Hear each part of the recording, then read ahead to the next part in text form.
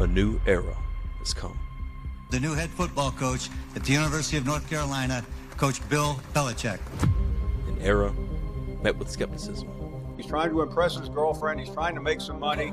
And ultimately, I don't think it's going to work. Could this impact his legacy? We saw, the legendary Bill Walsh end his career at Stanford. That didn't go well. But now, it's time to forge a new way. Not the Patriot way, but the Carolina way. Practice with a purpose. Improve. That's the name of the game. Improve. All right? And the last thing is to compete on every play. That's what I'm asking all of you, and honestly, that's what I expect from all of you. And that's what you should expect from me. The Carolina of old is over. And a new Carolina is being born. One grounded in discipline, grit, toughness, and execution.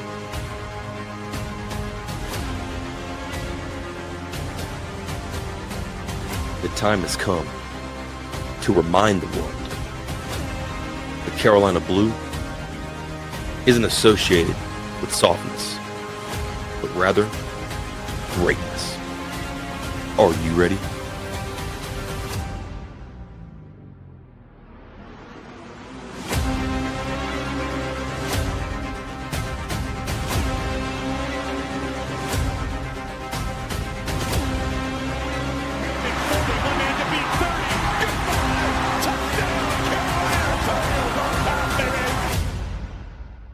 It's time for Carolina football.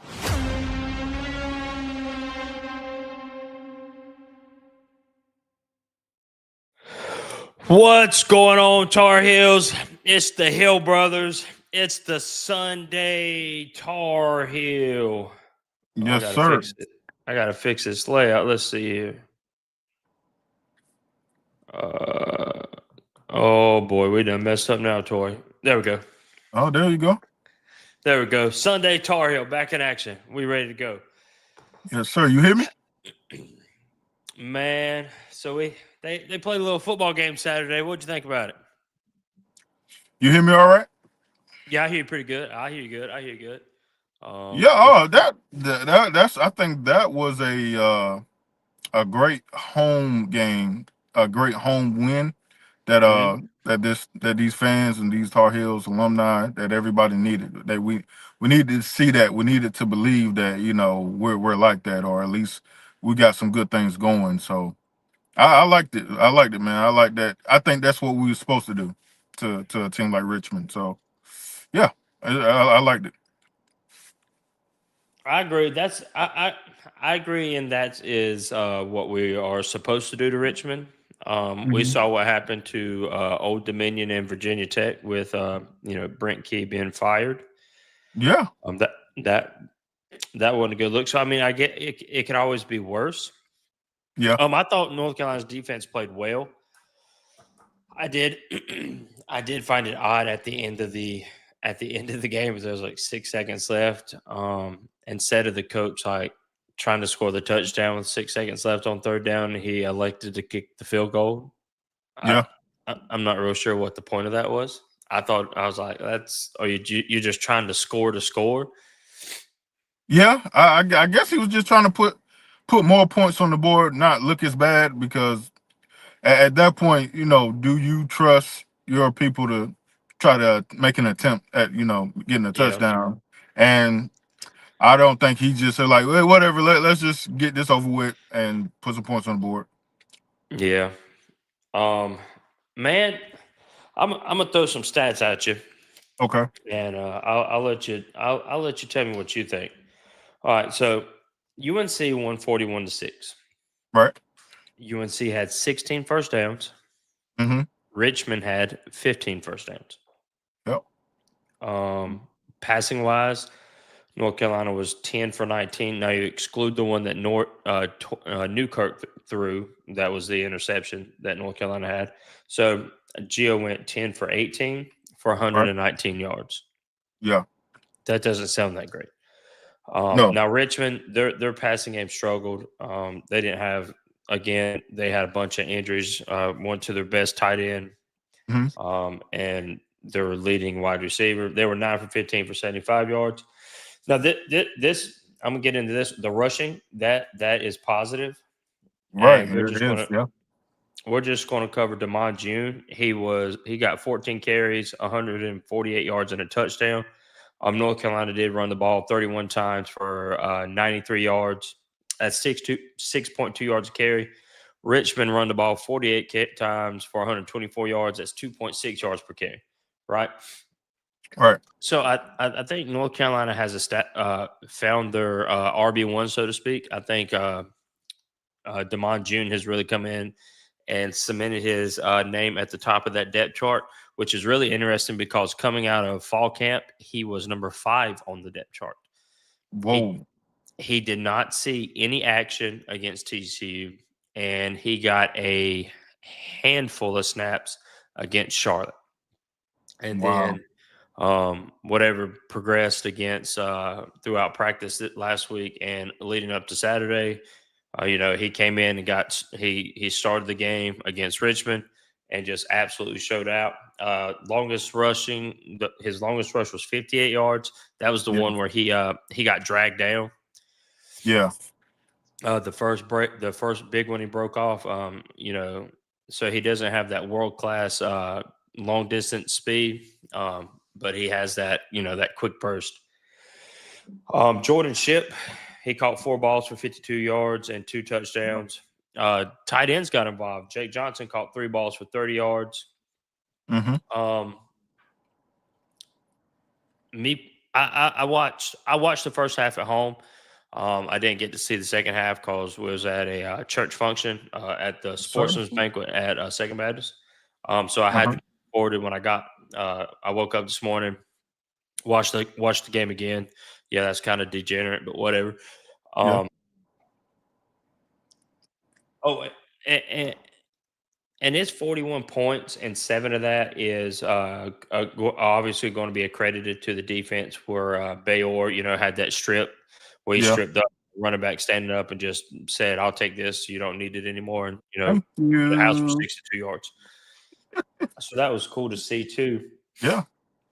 But man, this offense really struggled. They hit on some big plays. One of the touchdowns to Jordan Shipp, it was a busted coverage. And God bless his soul, he had to, I think he had to use all the boing in his legs to catch that ball.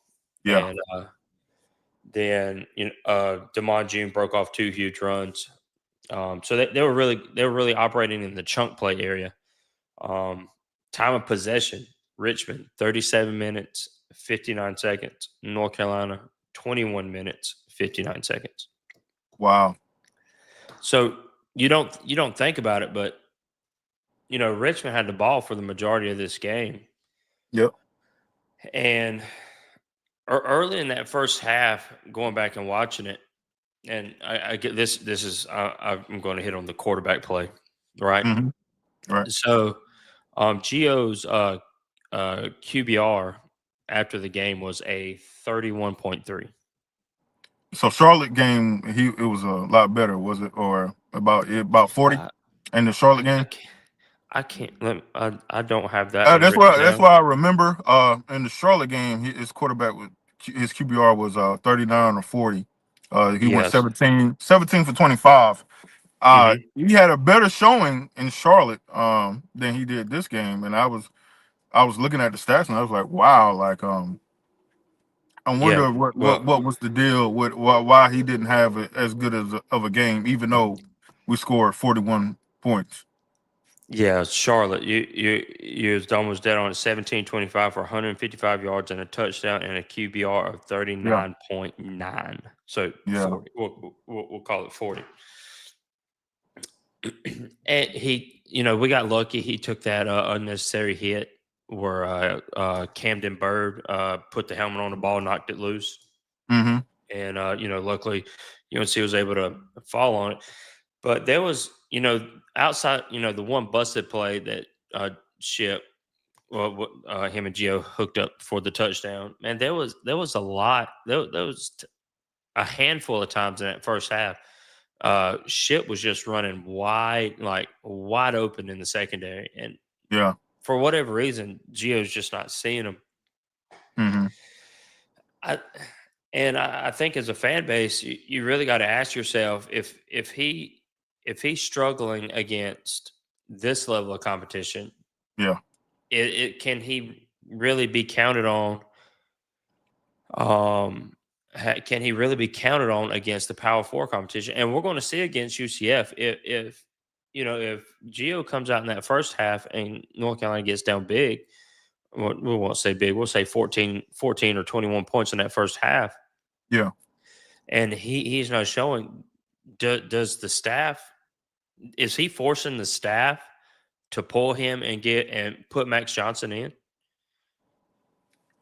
Yeah, I mean, you're already kind of shadowing. You're saying they might be down. You probably got a feeling that UCF will get up on them early on. But I would think so. I would think they will pull him, quicker than what they did in the first game.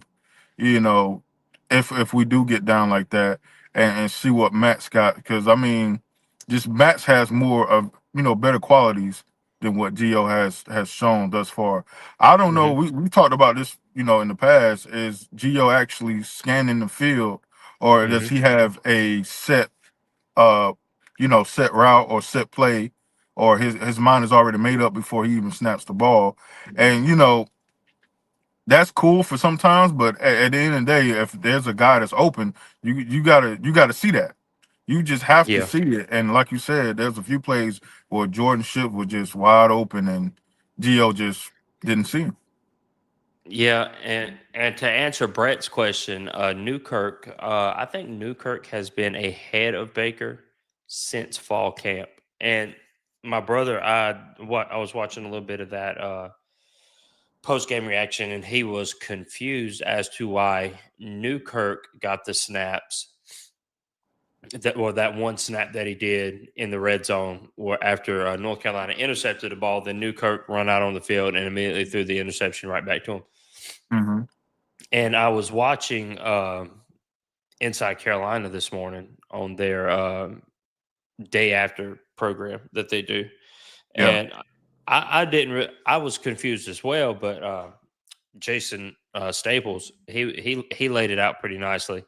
He said his thinking behind it is that they know what they have in Max Johnson, so why bring him in that situation? There's no reason to bring Max in that situation because they already know what they're going to get from him. They have all the tape they need on Max. They don't know anything about Newkirk or Bryce. And going back to Weeks, Newkirk got that garbage time snap, and because he is ahead of Bryce Baker on the depth chart, which that's confuddling to me. Bryce Baker comes in. I'm not at practice. I see it. It's just like Gio said when he first got here.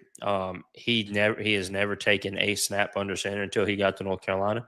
I'm sure that's the same way with Bryce. Maybe he's struggling with the under center portion. I'm not sure. Nobody knows because there's not a lot of information out on it. But yeah, that covers that.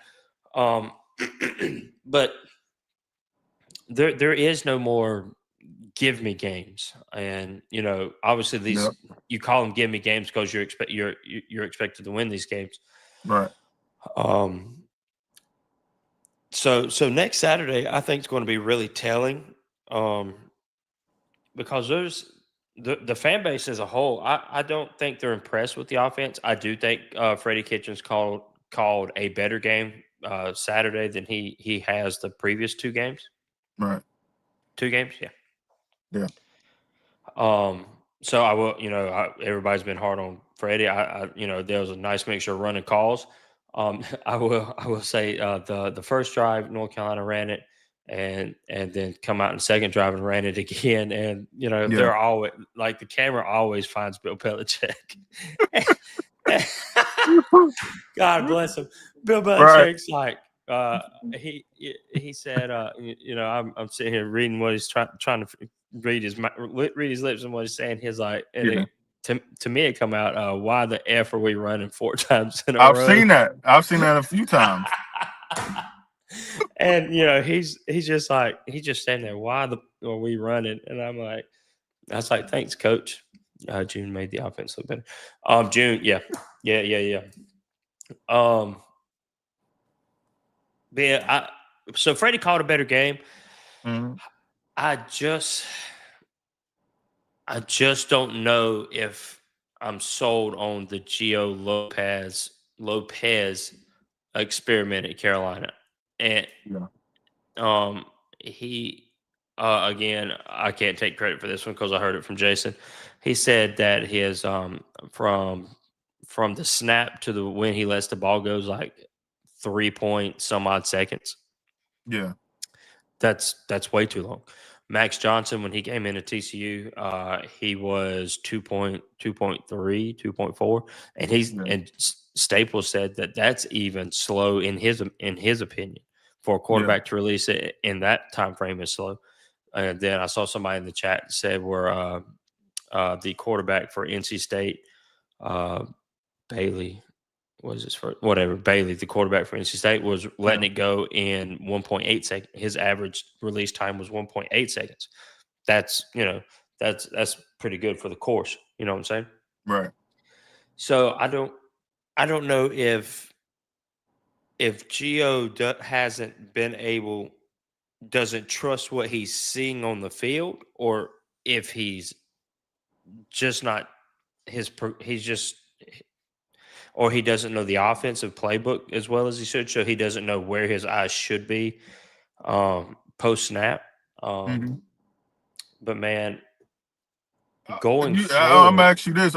So we talked about this before. After 3 games, who is the what do you see as a problem? Is it more Freddie Kitchens? Is it more Gio, or is it a combination of what Freddie Kitchen thinks Gio can do on the field? Like what is it more of? And after seeing 3 games, this is a point I wasn't able to make in the Tar Heel game day yesterday when we was on. We was talking about Freddie's play calling and North yeah, Carolina's about how they were going about evaluating the players. And I had the thought that if they are evaluating players as a whole on the offense, you can't run different plays for each. So, say you got this 11, you run a certain set of plays, you evaluate that. How did that work? You hmm bring in, you swap out those 11. Well, they're not swapping out all 11, obviously. right, You swap out whoever you're evaluating. You can't run something completely different and be able to evaluate fairly. So this game, the playbook seemed a little more open. hmm He did find some tight ends. Jake had 3 catches for 30 yards. The Owens kid had 1 catch. I think it was behind the line of scrimmage, and he got wrapped up pretty quickly. So I'm not sure on his yards, but he did have 1 other catch. And we saw Max come in against TCU and had some relative success where yeah, Gio wasn't having success. I think after 3 weeks, I think it's a Gio problem. I yeah, think it's either his indecision, because sometimes you see, like, he was known in South Alabama as this dual threat quarterback, able to escape the pocket, run, pass, do all this. Well, now it looks like when he has the ability to run, he gets there, and it's like his mind just locks up. Should I run? Should I throw? Am I here to throw? Am I here to run? And then either he takes that big hit against Camden Bird and fumbled it, but like I said, and then some of the runs when he does decide to pull it, the amount of space that he had, if he'd have pulled it and went right off the get go, hmm is decreased, and the amount of yards he's able to pick up slightly is a lot less. I'm really surprised after the first half that Max didn't get any time. hmm I mean, cause 20-3, the game's already in hand. You've already showed that this team's not doesn't have the offensive ability to beat you. Yeah. Yep. So I was surprised not to see Max earlier in the third quarter to see what he has. Obviously, Bill Belichick's giving Gio every opportunity to prove that he can do it. Yeah. And I think the more opportunity he gets to show that he can do it, me personally, he's giving you every reason to say that he's just not ready to do it. Mm. But do you think this? I mean, which game was better, this game or the last week for Gio?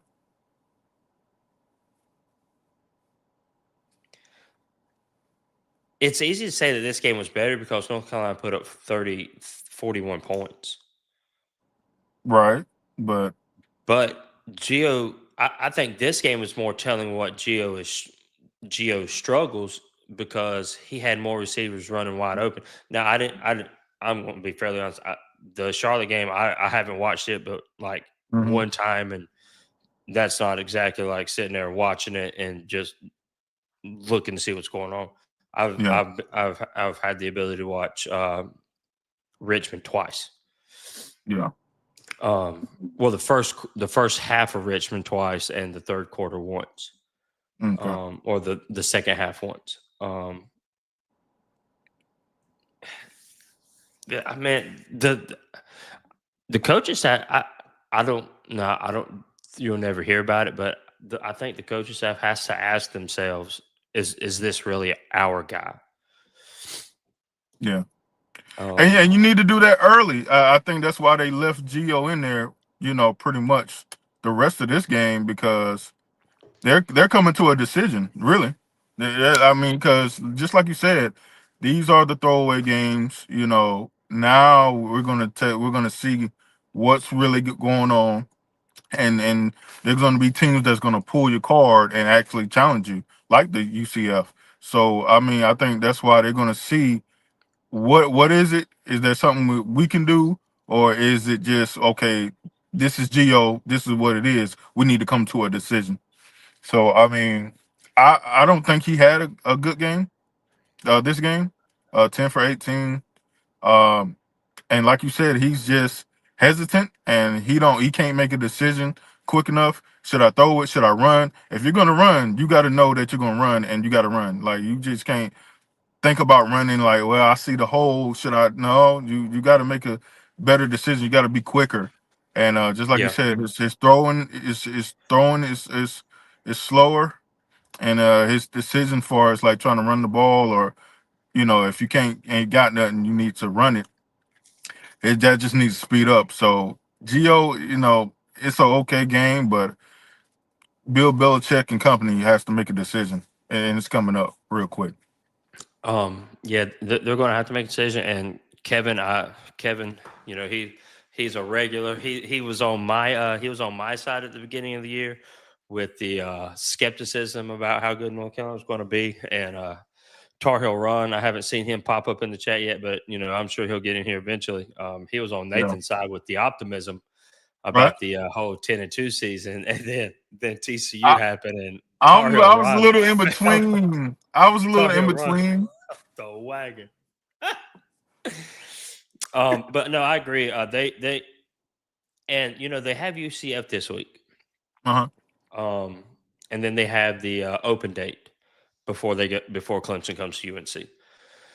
If North Carolina, if the coaching staff decides, maybe I fully expect for them to roll Gio out to start the Yeah. game against UCF. Yeah. You haven't started him 3 games to pull him before his next his next Power 4 game. Uh-huh. You're going to give him a chance to see if he can compete at a higher level, and for the most part, everybody's the same size, same speed as your team, Mm-hmm. and see what he does then. Brett, I do agree. Max is a better pocket passer, which again also surprised me. I understand that they brought Gio in on a I think it's a 2-year, $4 million contract, so 2 years for $2 million. I understand that they did that, but at the same time, Belichick was really successful with Brady, and he couldn't run. He wasn't a runner of the ball. And I'm not saying Max Johnson is Brady. Max Johnson is not Brady, not even close. But he has the ability to, scan the field, read the defense. He's seen it all. I mean, he played against all the top SEC teams. He's seen their defenses. Nothing's going to confuse him. He's going to see pre-snap, post-snap. He's going to see it, and then he's going to make a decision. Mm-hmm. If I was on the side, yeah, I'm with you, Kevin. Let's see. We'll show that one. I don't know where it just went. There we go. Which I shouldn't be. I would give Gio 1 to 3 drives, and if he struggles, like Max gets a 9. I think I echo that sentiment. Especially if the offense struggles to move the ball. If they start the game with 2 or 3 straight 3-and-outs, and maybe Gio's gotten sacked 1 or 2 a time or two, or failed to hit an open like there's an open receiver running and he didn't see him and throws it somewhere else. I think it's time. I think it's time to pull the trigger and give your quarterback to an opportunity. I mean, he's worked just as hard as everybody else, I'm sure, if not probably even harder than anybody else on that team, considering the fact that his femur was broken a little more than a year ago. Yeah. Okay, so now that all that negativity is out, we can talk about defense. But I can't sit here and act like this game was, fireworks and rah-rah the whole because for the majority of the game it wasn't, Yeah. But man, I think I'm really starting to come around on this North Carolina defense. During the Mac Brown era, in these games especially, I mean, you saw what App State came into Keenan, beat North Carolina. Mm-hmm. North Carolina goes to App State, and it's a basketball score because the defense just for whatever reason wasn't able to stop anybody for the most part. There'd be flashes of great plays, but there was no consistency through the whole game. And this is 2 games. This is 2 games back to back to where North Carolina hasn't allowed a touchdown, and I think it's been since 2012. 2012, I believe. Yeah. I think. ECU and Iowa. I didn't write the other team down. Iowa. It was either Iowa or Iowa State. Glad to hear that you're a little bit more optimistic than last week, except for the offense, obviously. Well, you can't be optimistic when an offense looks like that. But yes, but Kevin, the optimism is there for the defense, but the defense can only do so much. We saw that against TCU. North Carolina goes down and scores against TCU. Kenan Stadium's on fire. North Carolina's defense runs out on the field, 4 plays, and they're out of there.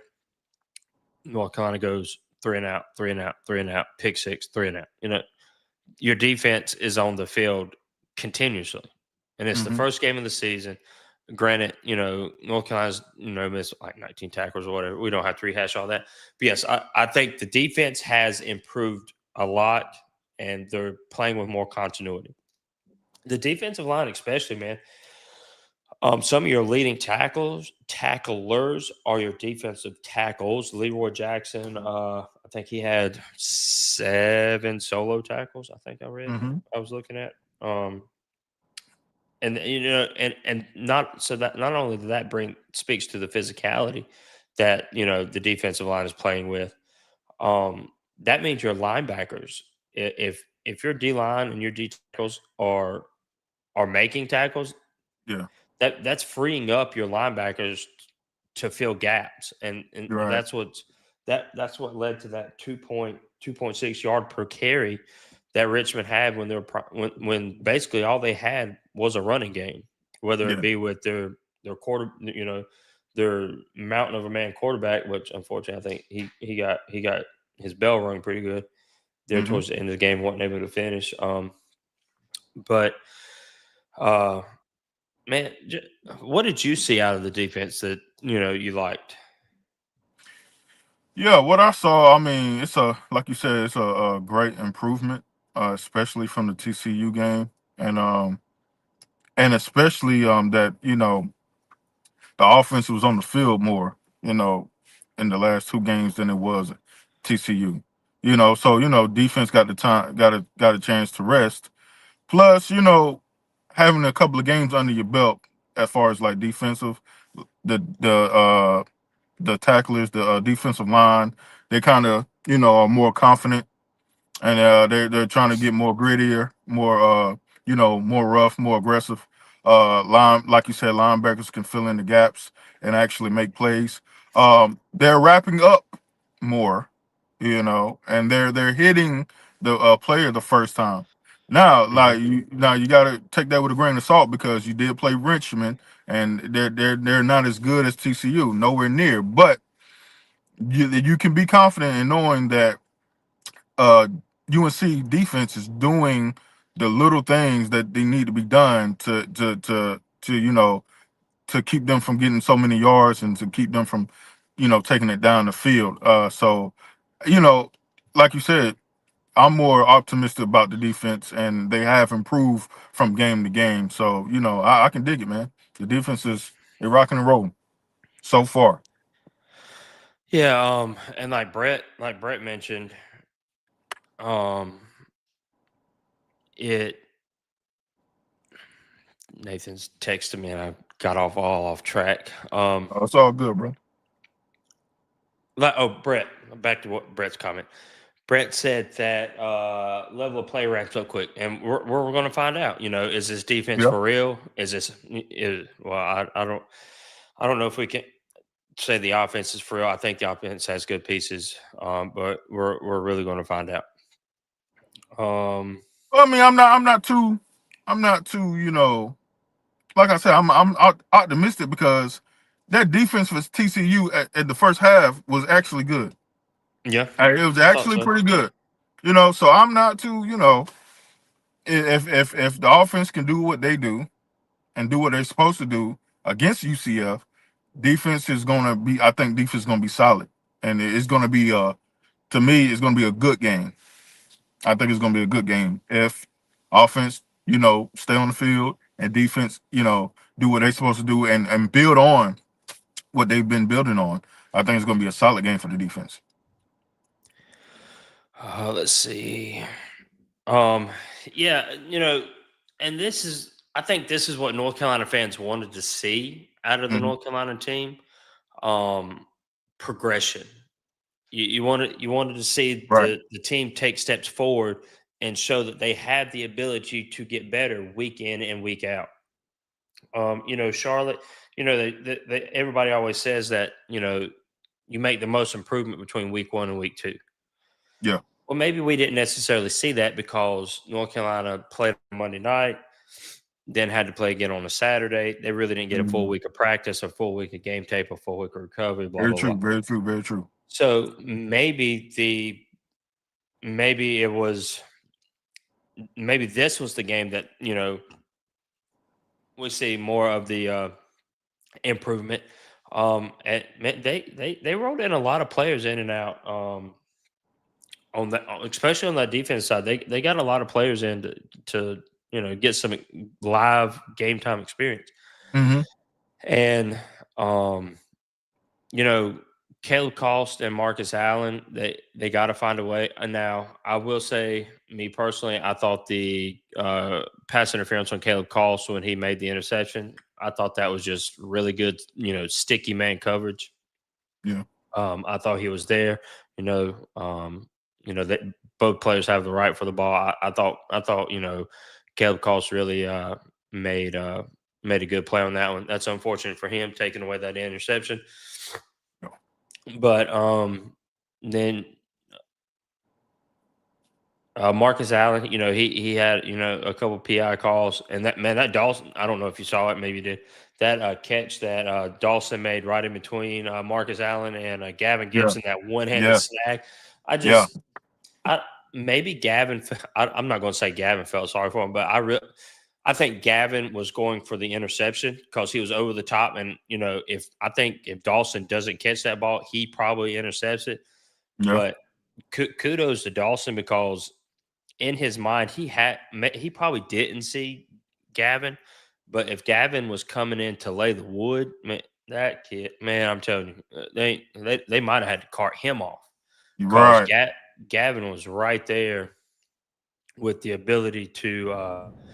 Hey, 3-man, it's the tripod.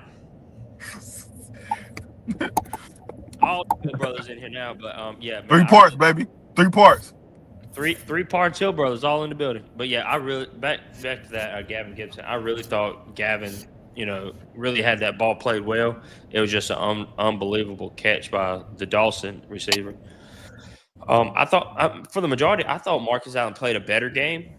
Again, those PI calls, those are tough. I thought the roughing the passer on Melkart Abudaje, I thought that was tough. That was unfortunate for him. Gosh,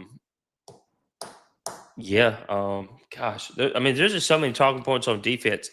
Melkart played a heck of a game. Bayor coming in and just taking the football and taking it back to his house. Said, "No, this is my ball. I want it. I'm gonna take it from you," and just runs away with it. The new kid with the interception, 18. What is his name, Nathan? Jeremiah. Is it Jeremiah? Jaden Patterson. Jaden Patterson, yeah. Jaden Patterson. I thought that was a heck of a play from a young guy. He undercut that route in timely. It was real timely and just undercut it. Unfortunately, Newkirk comes in and throws the ball right back. But anyway, what saith you, Nathan? Nathan. Thank you, sir. Sorry guys, I'm trying to load in. I'm trying to make sure that I'm all good here. I just have some activity. Oh, my headphones dying. Right back. Truck.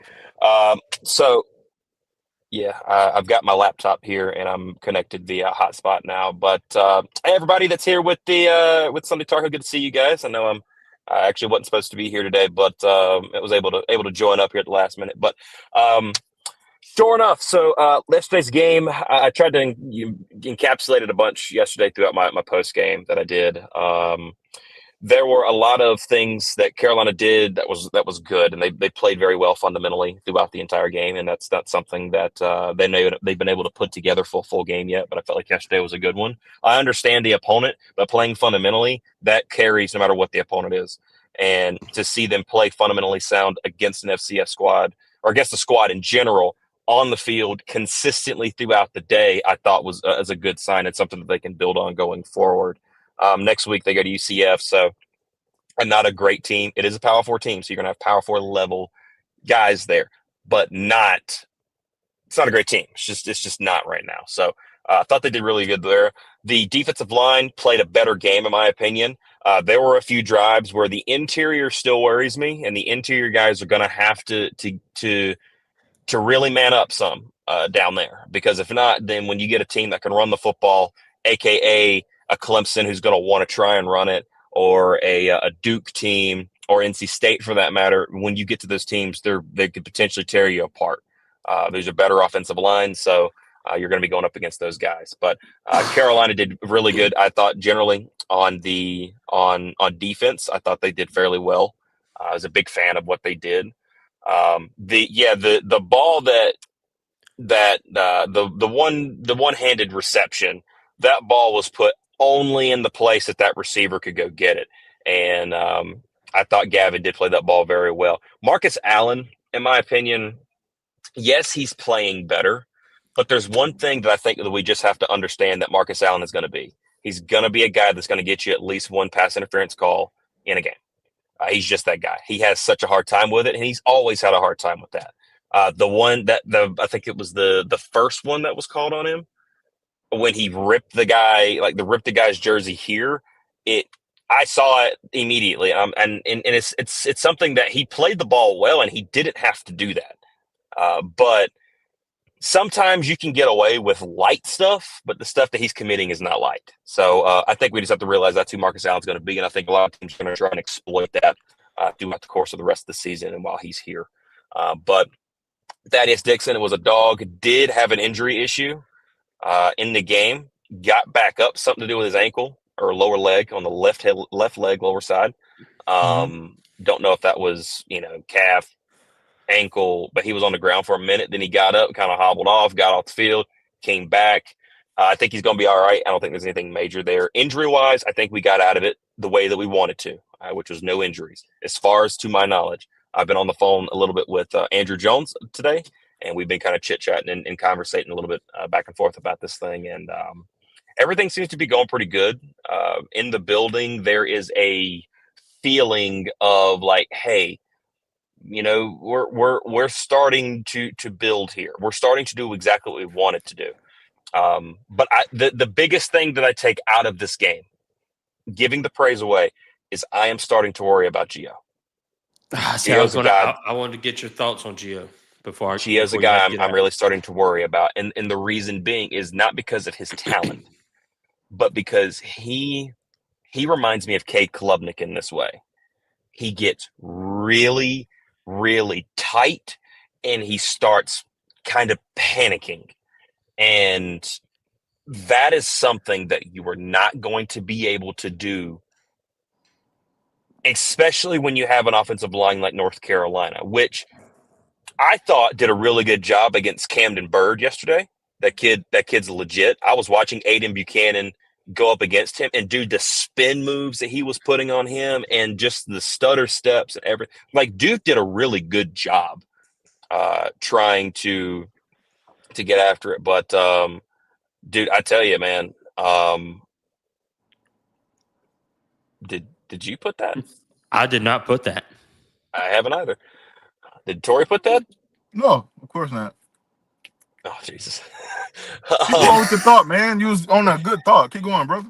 Yeah. So, but Aiden Buchanan, that was only like one or two possessions that I thought Aiden Buchanan had some serious struggles. But for the most part, dude, for them to stick a guy like Camden Bird on him, who's a legit ball player, man, at the edge position, big, tough, physical guy, dude, like he definitely played well. But Gio's a guy that is really starting to worry me. And I don't know if it's like, I don't know if it's something that he's going to grow out of, because you've had 3 games now. One against TCU, okay, Power 5. And the play calling sucked, right? Play calling was a little bit better. It's gradually getting better on offense. Then you had Charlotte. Some boneheaded decisions. You had Isaiah Johnson standing naked as a jaybird, and you way overthrew him. You had balls that you chunked to the ground, and you had – I'm thinking of a different play. Another ball where you had Jake Johnson, the tight end, cutting across the center, and you just completely ignored him, not seeing the field, and you ran out of bounds. And then another one where you had about 12 free yards in front of you, and you chunk it at the ground. Is that the one he threw at Jordan Shipp's feet? Yes. And then there was another one. There was another one where he had a running lane. Well, there was another one that he had a running lane, and he threw it to, was it Vari, who was covered, and it almost got picked off? Made no sense. Like, he is shown on film that he can play a lot smarter, consistently do this, play a lot smarter than he did yesterday. And that's the lowest level of talent you're going to see the rest of the year. You're done. Everything else is up from here. UCF isn't a great upgrade, but it's still higher than what you faced yesterday, right? So my thought is that they're going to go with Gio, because you didn't see Max yesterday. It wasn't like a situation where we saw last year where we got to the NC Central game and Jacoby Criswell takes over and he's the guy for the rest of the year. They didn't put Max in. They didn't put Bryce in. They put, by the way, Bryce is a lot bigger than I thought that he was, by the way. Well, A lot bigger than I thought he was. Newkirk is the, and I don't know if you was able to, if you've been watching or if you could hear what we was talking. Newkirk is ahead of Bryce on the depth chart. And thoughts are being passed around that the reason why Max didn't come in at that point in the game is because they know what they have in Max and they wanted to see the next man in line to see what he had. Now, unfortunately, listen to Gio's post-game press conference, Newkirk forgot to motion a wide receiver to see what kind of coverage the defense was playing. And then compound that, on the pass, he said he never saw the safety and, pretty much threw it right to him. Oh, yeah, he threw it dead to him. That's why Newkirk was the thoughts of why Newkirk was in the game and not Max. And going back to that play where Gio threw the ball at Jordan's feet, Jordan was blocking. If you go back and watch it, Jordan was actually blocking on that play. And after the play was over, Gio runs over to Jordan and, they're saying something. And Jordan starts shaking his head and starts pointing to the other side of the field. And then Gio says something else, and Jordan shakes his head again and points to the other side of the field. Reading some other stuff and hearing some other people break it down, that Jordan is blocking for the run option, and he pulled it. So the read for the pass is on the left side of the field. So Gio wasn't even aware of where the wide receivers running routes versus blocking for the run are. And that's his side of the field, too. That's Gio's side of the field. He's a left-handed guy, so he's going to go left to right. So, yes, there's a thing that he didn't get here till the summer. So how much does he know the playbook? How much well, we know he's not processing fast because his release time's over 3 seconds from snap to pass. And Max and he's late. There's a couple of deep shots that he will take.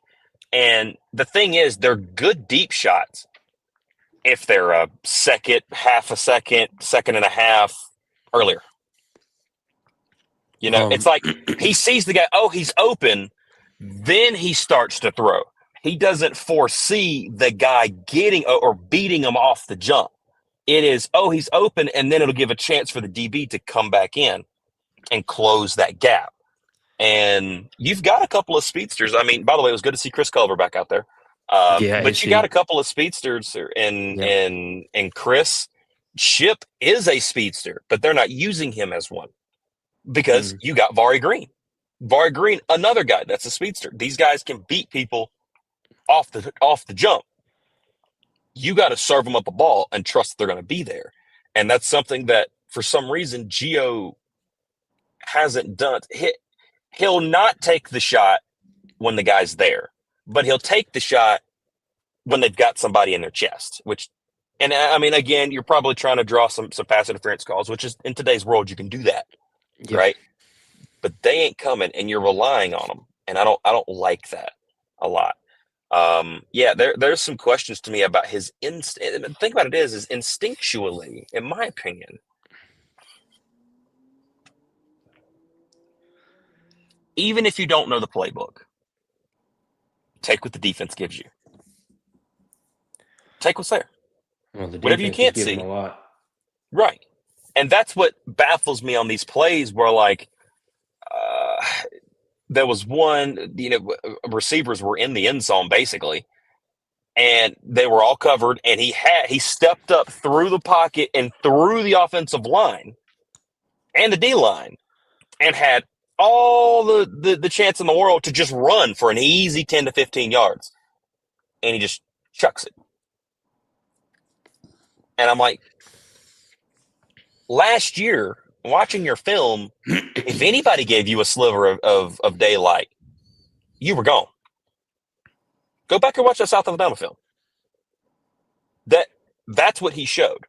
And why he's not doing that, I don't know if he's not trusting his instincts. or if he's being told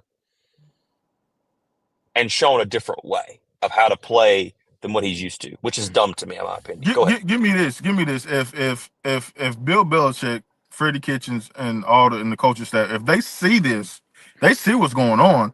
If they see this, then why, are they looking to trying to, keep working with him and improving, or are they going to make a move pretty soon? What you think?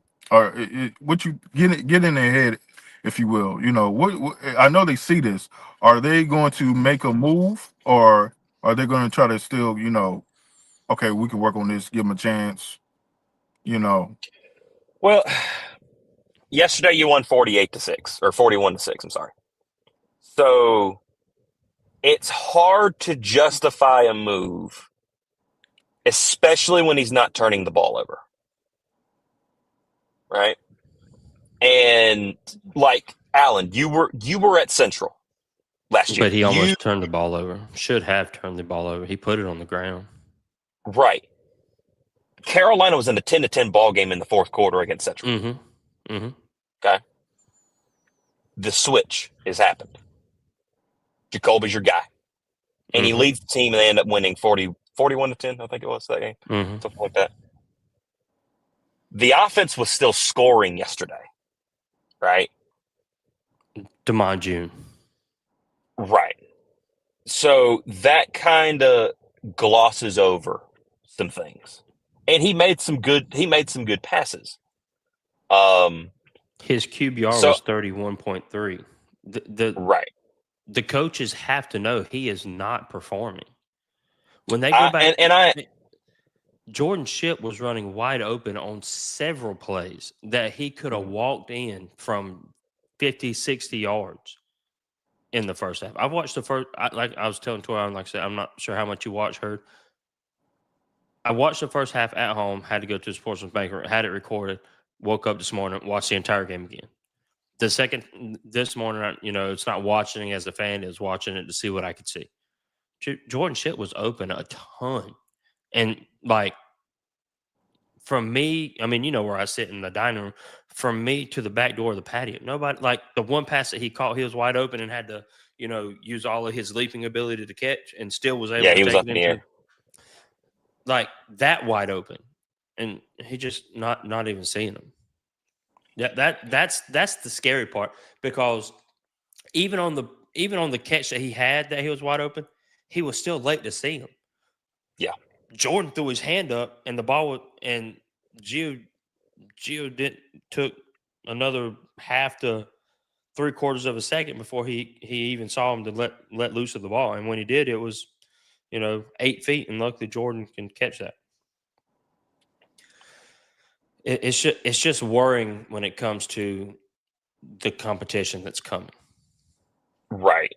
And you got Clemson. You're going to have a pissed off Clemson team coming. And when Clemson gets a hold of this, can't run the ball. That's the amazing part. Clemson cannot run the ball.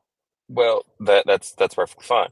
But Clemson's going to be a pissed off team. Clemson always seems to find North Carolina on their schedule when they're pissed off.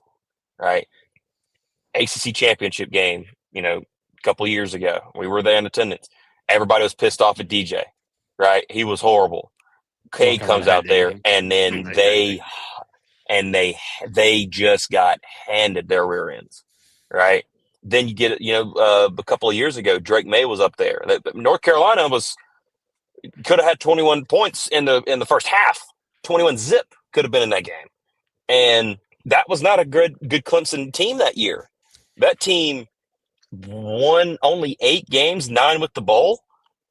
Right, and they were talking about, could this be it? Could this be it for Dabo? By the way, Virginia Tech and UCLA leaving, done with their head coaches. Brent Pry, who I told you when we were in that press conference room, I said the man looked defeated. You sure did. But you did, and you called after getting stomped yesterday by Old Dominion, Jesus Christ!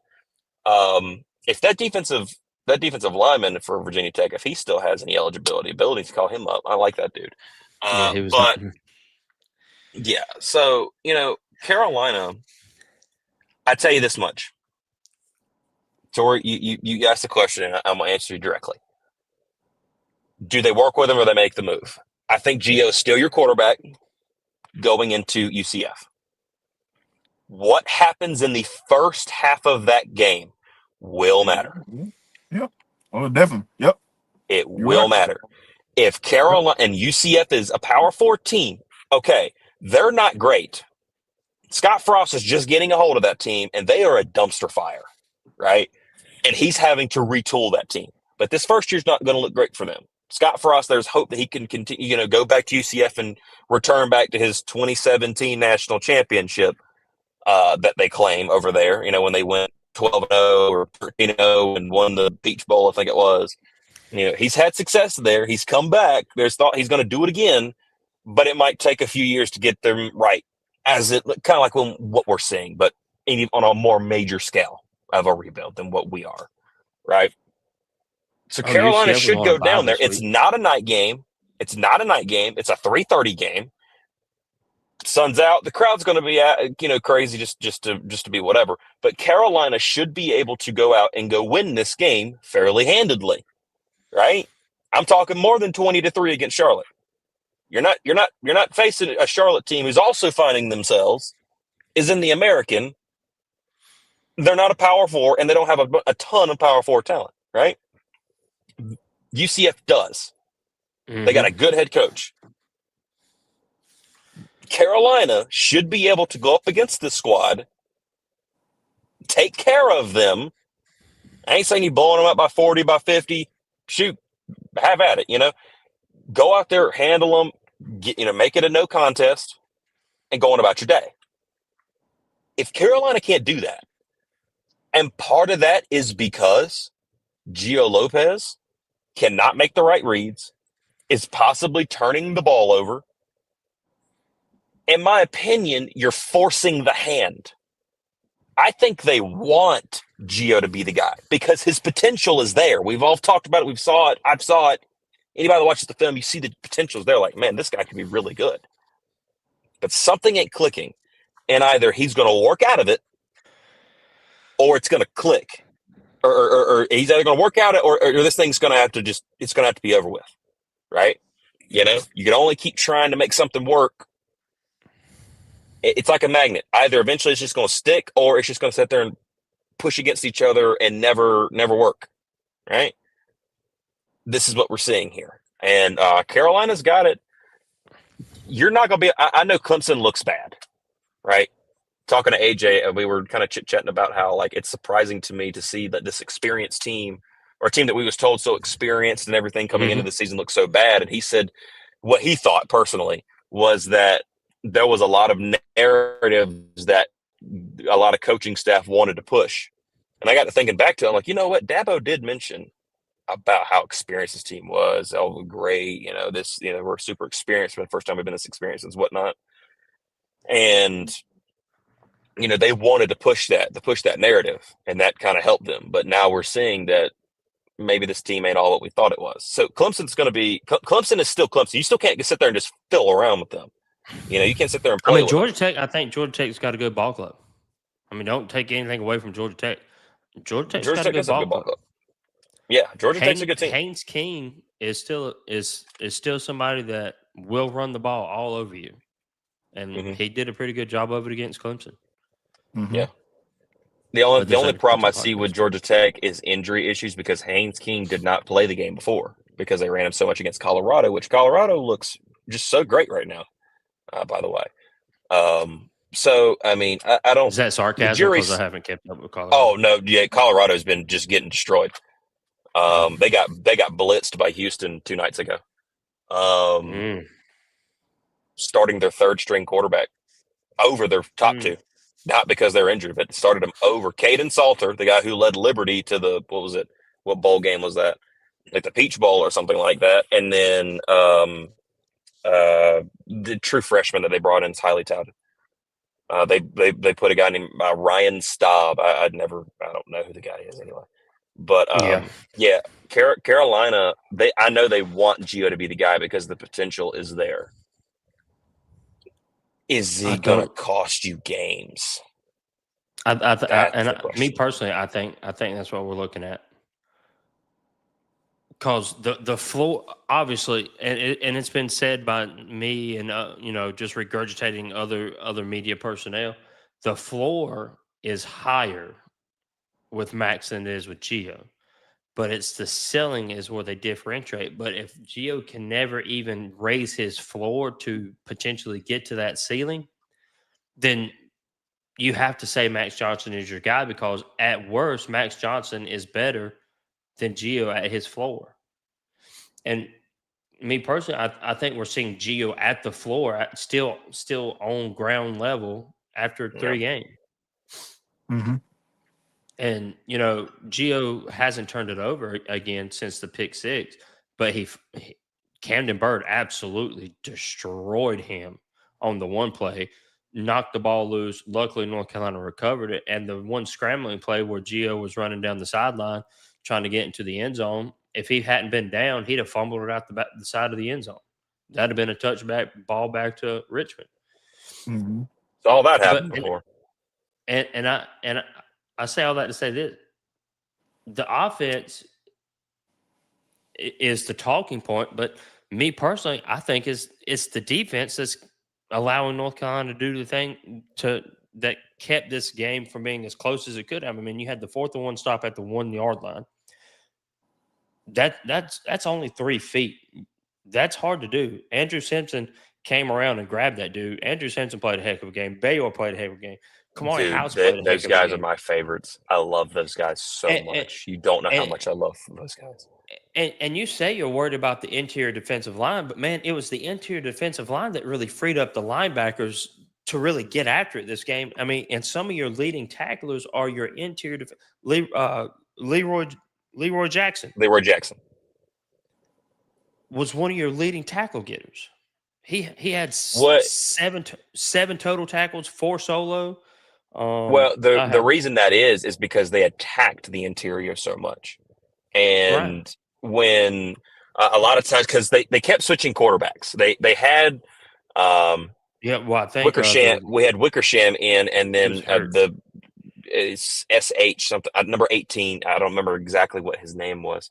They kept bringing them. They were in and out constantly, and so many handoffs were faked where a quarterback was able to just sneak in and pick up 3-4 yards. You do that 2-3 times, that's a first down. You keep moving the ball.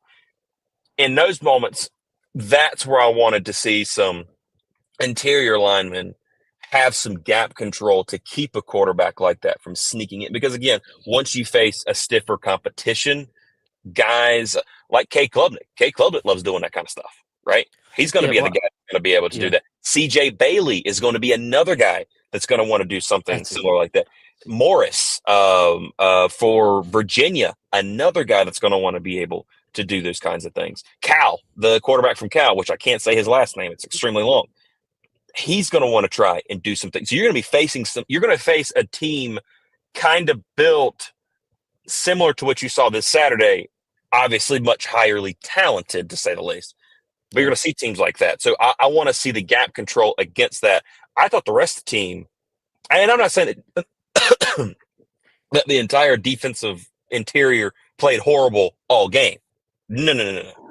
They played a solid game at times. There were just a few times I kept kind of seeing the same attack being successful against them, and that's what I want to see. I want to see that gap control kept in check a little bit more, because they can do that. Then honestly, dude, in my opinion, this defense is it's gaining the traction that I was hoping that the entire team would. Right? Yeah. We keep trying to like trot along the offense. Everybody goes back to TCU. How many times is TCU on the field? A lot. Well, we talked, and not only that, but how long were those drives for TCU? They kept moving the ball and kept moving the ball and kept. How many third downs did we get to against TCU? But they were short third downs. It was easily pick them up. That defense got plumb slap out, and then add on top of it, you handing TCU 14 points. Mm-hmm. That don't help. Just lowers morale. We understand that, So I mean, and players be like, "Hey, it's just next play," but they feel what's going on. You know that, And see, right? that's the point I'm gonna get to. So Richmond didn't get their first downs until their last drive of the first half, where they scored the 3 points. Right. So at that point, there could have been that drive, and I was with you. That drive worried me. I was like, wow, why are they getting all this push up the middle? Because I was seeing some of our defensive linemen get pushed back. I was like, man, why? I don't know who was on the field. Like I said, I don't know. I was like, why are they getting pushed around? But then the more I process it, I was like, well, North Carolina was thoroughly in control. There could have been a little let up in the players' minds on the defensive side for that one. Like, they're not going to score. It's, they haven't scored. They haven't even had a first down yet. And then, their big guy quarterback, he runs it a couple times up the middle, gets a couple first downs. They're able to kick a field goal, which I was kind of surprised they didn't go for it. But, I guess they wanted the points right before half. And then, by the way, the field goal at the end of the game and the third down was bogus. That was retarded. That to me, that's stupid. You took a timeout at 16 seconds left to go in the game just so you could kick a field goal on the third down. Mm-hmm. It wasn't going to score, bro.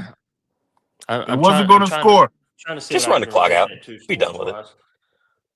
I mean, that's like when I coach like Little League baseball. Like if we're up 20-1 and somebody we got a guy on first and the batter hits it to the fence and clearly the guy on first could just score because they're not going to get to it in time, we're stopping them at third. There's no point.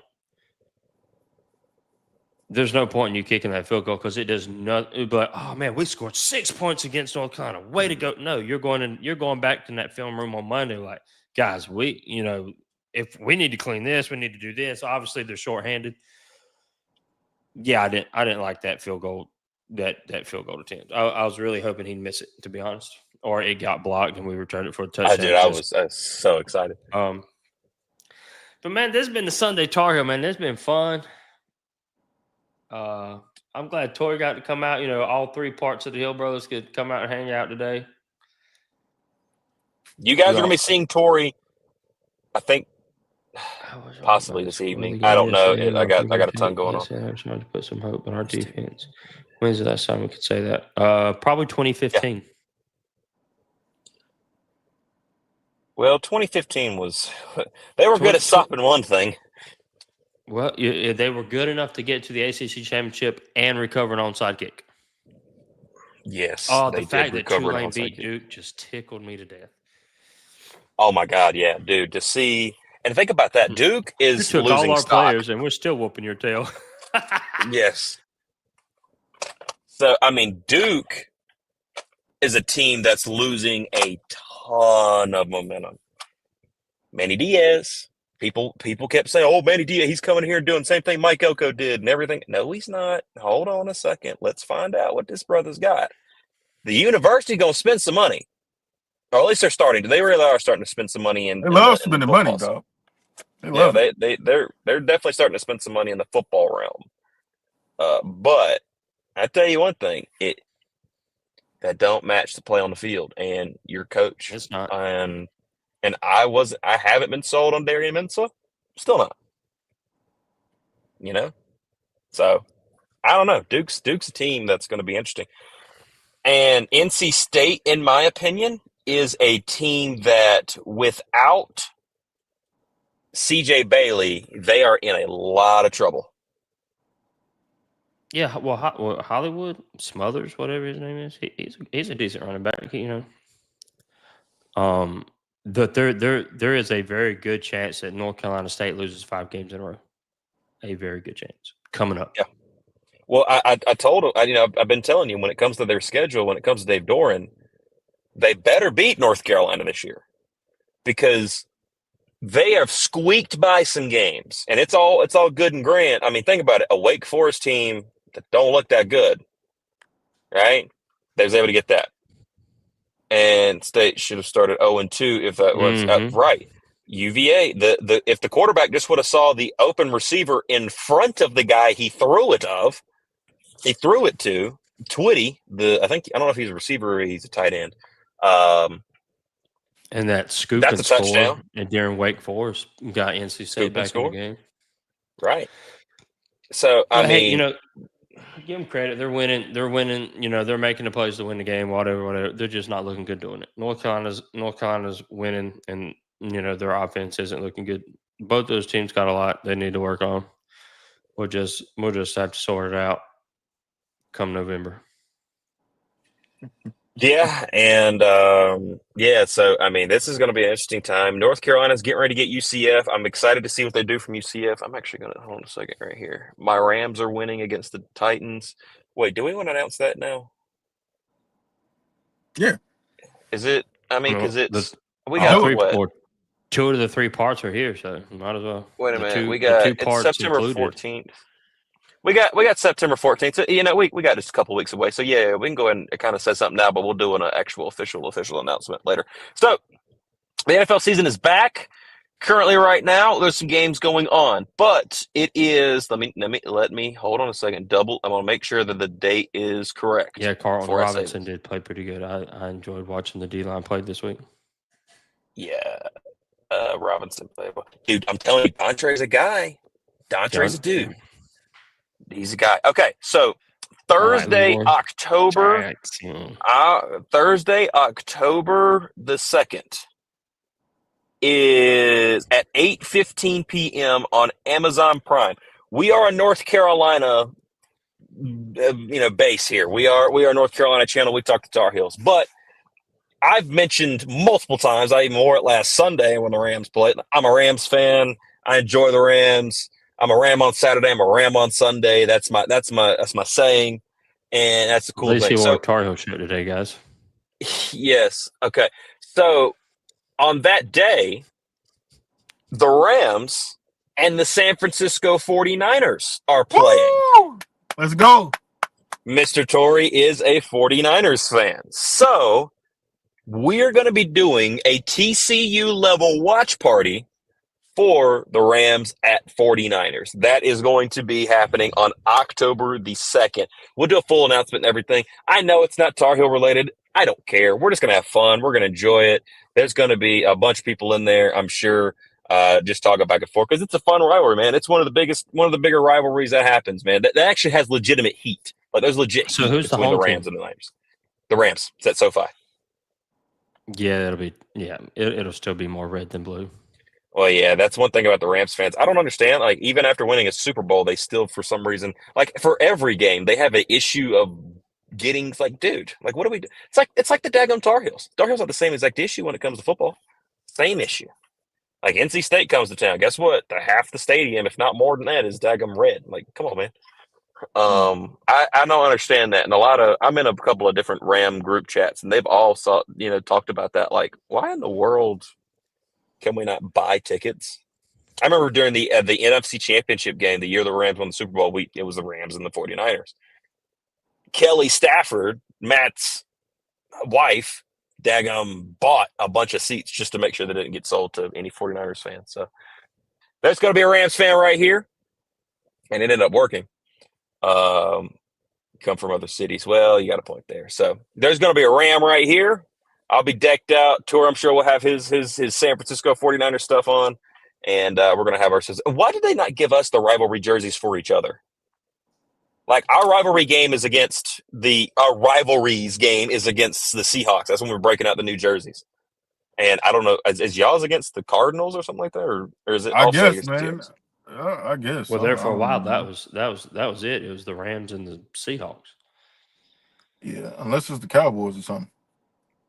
But I don't think we're playing. Well, it's division based. So like the only two divisions that got rivalries jerseys this year are the NFC West and the AFC West. That's why Drizzy Drake got his, or is it AFC East? It might be the AFC East. Alan, who's your team? Who's your team, Alan? What? In football? Yeah, the Tar Heels. He's just saying that because he's on a Tar Heel podcast. Okay. Hey, man, whenever them 49ers want to come to Bank of America Stadium, them Panthers will run them out. I'm telling you. Run them out to get them something to eat. Daggone. I mean, they're gonna get whooped, and then 49ers packing, son. Hey, we Hey, we well, the got Rams are coming this year. They gonna you lose going? too, man. I You really come to want the to. bank to get spanked, son. It is literally the Sunday after North Carolina and NC State play, last game of the season. So they play on Saturday, North Carolina or North Carolina. The Rams come to North Carolina to face the. By the way, when I came by Charlotte last night, it was all lit up Carolina blue. Because I tried to take a picture, but there was a ton of traffic, and I almost wrecked going down the interstate at like 70 miles an hour. So I decided not to do that. Yeah, it's Yeah, probably not something you want to do. I yeah, probably wouldn't Yeah, want to do that. yeah. yeah. So, anywho, Anyway, drive safe Alan, get out us there, out of people. here. The play-by-play guy's here now. No, God. Hey, Toy, you got this, man. Go ahead, get us out of here. I don't know why Alan breaks out in hives when he has to do what he's like. He texts me. He's like, "Dude, this sucks." I'm like, "Dude, it's the Sunday Tar Heel. You're on it every single. It's the only thing that I do is say, You "Hey, did fine. welcome in," and start talking about something. And he's You just like, did "This is fine. just horrible. This He is so did. bad." He did And well, I man. I told mean, he him did what a to great talk job. about. I told him. I said, "Hey, man, go in. Just talk about. Just use it as your post game. He There you did a go. great Just do job. that." Great job. Great Yeah, job. yeah. He's All over there right, like well, scratching. yeah, man. I get it sweating over here when I think Look at he can't even speak for it. Look like you sound like me over there, man. You gotta get your words together, brother. I'm practicing my duck call for the upcoming duck season. All right, Nate. Anything else y'all want to share? I love Jesus. Jesus is good. Sure is. Man, I appreciate y'all joining me. Yeah, man, that was great, man. Alan, We've, you did a wonderful job, sir. Wonderful we've job. been doing this for almost an hour and 20 minutes. Yeah. I love how you just keep waiting for me to say, "Let's get out of here." I love how you're just like waiting for that. Yeah, I'm just talking. It's not happening.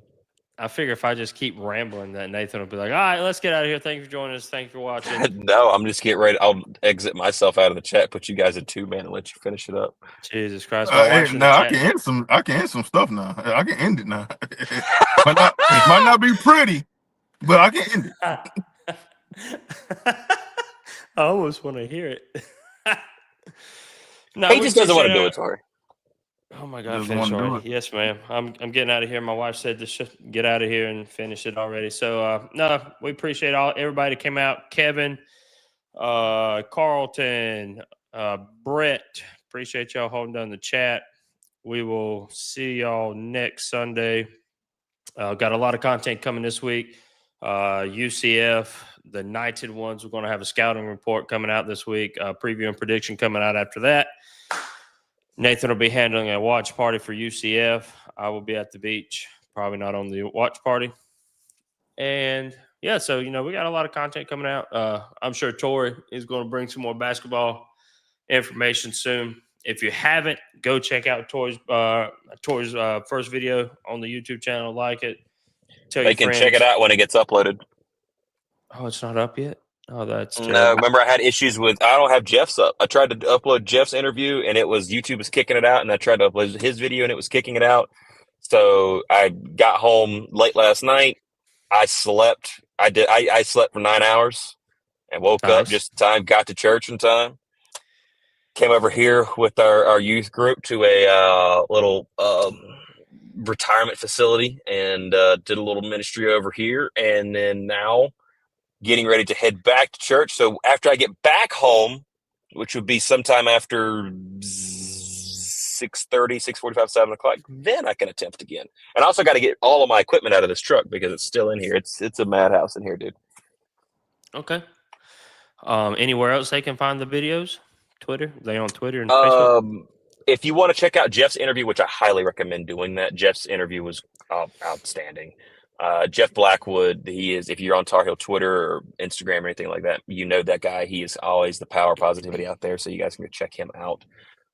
He does a great job, and we interviewed him about an hour and 20, talked about a ton of different things, and some stories that he's had, which is really cool. He also joined us yesterday on Tar Heel Game Day live, which was really good. I just saw that he retweeted us a little bit ago and told everybody to tune in, so thank you all that tuned in, per Jeff himself.